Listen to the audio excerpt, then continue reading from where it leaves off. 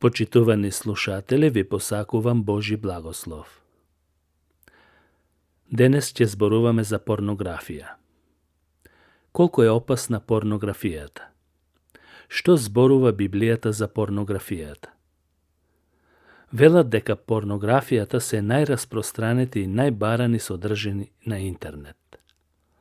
Таа во денешниот свет ги има усвоено многу луѓе низ целиот свет и има силно влијание врз луѓето, можеби повеќе од било какви други содржини. Сатаната, знаејќи ја слабоста на луѓето, се провре во најпрекрасните технолошки изуми на човештвото, и преку нив ги изопачува сите здрави и семејни вредности и добриот дар за намножување на човештвото. Порнографијата е првиот чекор кон безбожност и неморал. Апостол Павле и пишува на црквата во Рим да ги предадат сите или своите органи во служба на Бог и никако да не се починуваат на слабостите на телото, како кога живееле безбожно. Тој вели: зборувам по-човечки заради слабоста на вашето тело. Како што некогаш ги предадовте вашите членови да им служат на нечистотата и на беззаконието за беззаконство, така сега предадете ги вашите членови да служат на правдата за осветување.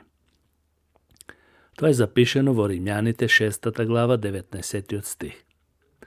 Како што зависниците од дрога имаат потреба за се поголема доза, исто и порнографијата води кон сериозна зависност и кон секакви безбожни изопачени желби. Не е чудо што во денешно време наеднаш се појавија секакви склоности на изопачени мажи и жени.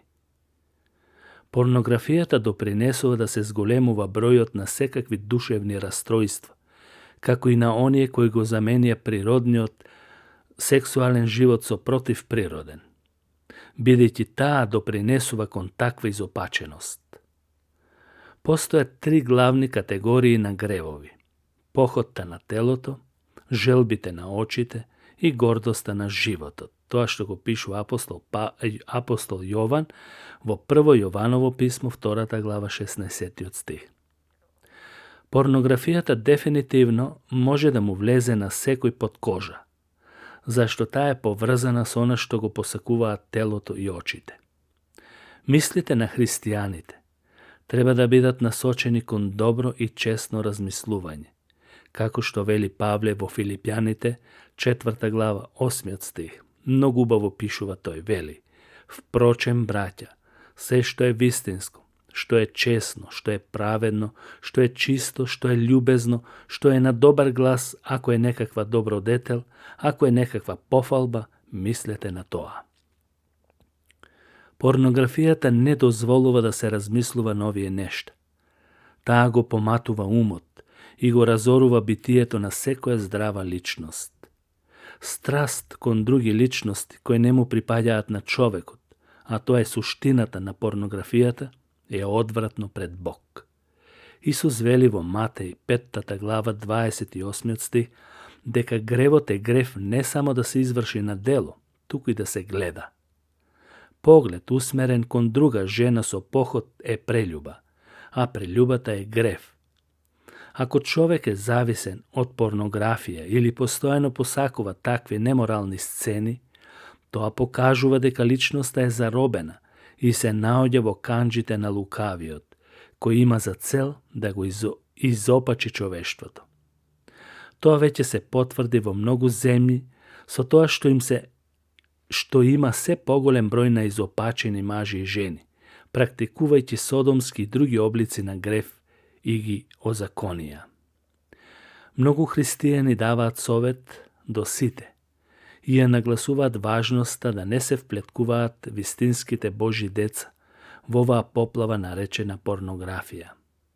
Тоа не смее да биде ниту од љубопитност, ниту со некои други мотиви. Ако си ја победил порнографијата, ти си голем победник, доколку си гледал досега такви сцени. И Бог може силно да те употреби во оваа зло и изопачено поколение. Доколку си поразен од порнографија и немаш сила, Библијата го повикува секој да ги признае своите гревови и да побара милост од милостивиот Господ, кој е спремен да им прости на сите и да им даде сила на слабите и немокните. Апостол Јован токму тоа го пишува на црквата и вели: ако ги признаете вашите гревови, тој е верен и праведен да ви ги прости гревовите и да ве очисти од секоја неправда. Тоа е запишено во првото Јованово писмо, 1 глава, 9 стих. Искрената молитва е основа за преобразба на сечи ум, без разлика колкава е грешноста и робството. Со молитва и силна желба за ослободување, Бог ќе му помогне на секој роб на порнографија. Секој треба да се научи да го контролира своето тело во светост и чистота. Единствено вашата сопруга може да ја задоволи потребата на своето тело. Павле вели дека ако живееме според духот, нема да ги задоволуваме похотите на телото. Галатјаните, 5 глава, 16 стих. Секој христијанин е должен да преземе практични чекори, за да ја намали можноста на изложеност на графички и други слики кои водат кон неморал и опасен грев.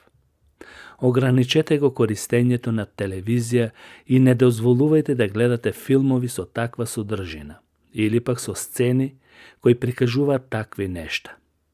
Тоа треба да се свати најсериозно, бидејќи многу гревови што се актуелни и се намножија, допринесуваат токму од порнографијата и секакви еротски и други содржини.